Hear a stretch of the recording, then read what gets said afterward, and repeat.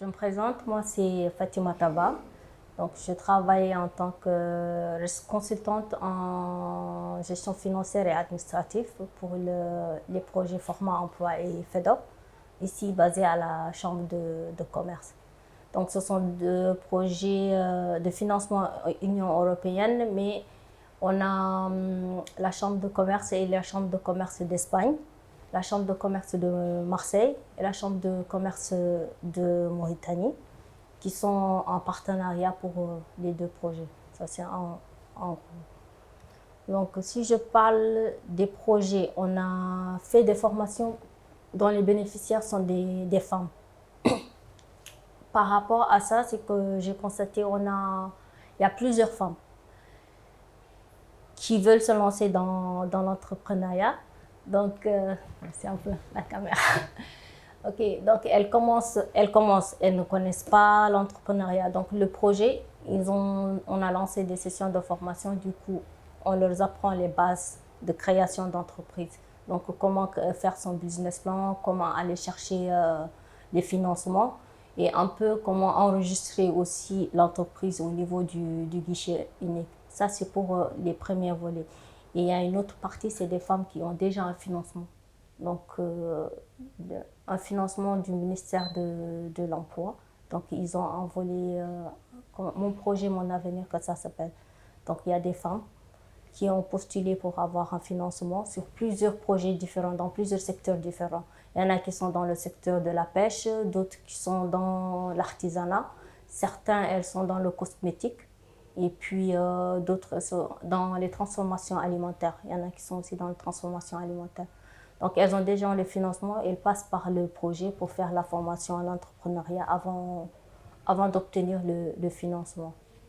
Donc, et pour revenir un peu historiquement en Mauritanie, les femmes en général, celles qui sont lancées dans l'entreprise, elles faisaient du commerce.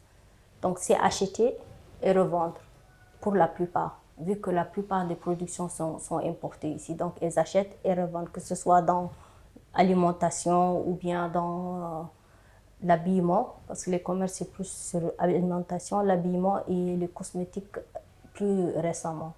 Donc, elles achètent et revendent. Mais actuellement, j'ai constaté depuis 2000 à peu près que les tendances ont commencé à changer.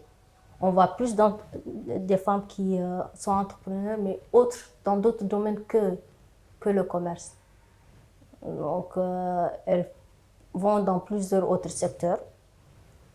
Et récemment, suite aux formations qu'on a données, j'ai constaté qu'il y a plusieurs groupes de femmes, à peu près 5 ou même plus. Donc, elles ont commencé des activités de transformation. Donc, elles achètent les produits de base, elles les transforment et elles les revendent. Donc, ça, c'est un progrès. Donc, en général, toutes ces femmes-là, je pense qu'elles ont plus besoin d'aide. Si jamais il y a aide, c'est plutôt comment gérer leur entreprise, la gestion d'entreprise. Et comment essayer de trouver les financements autres que les financements mauritaniens.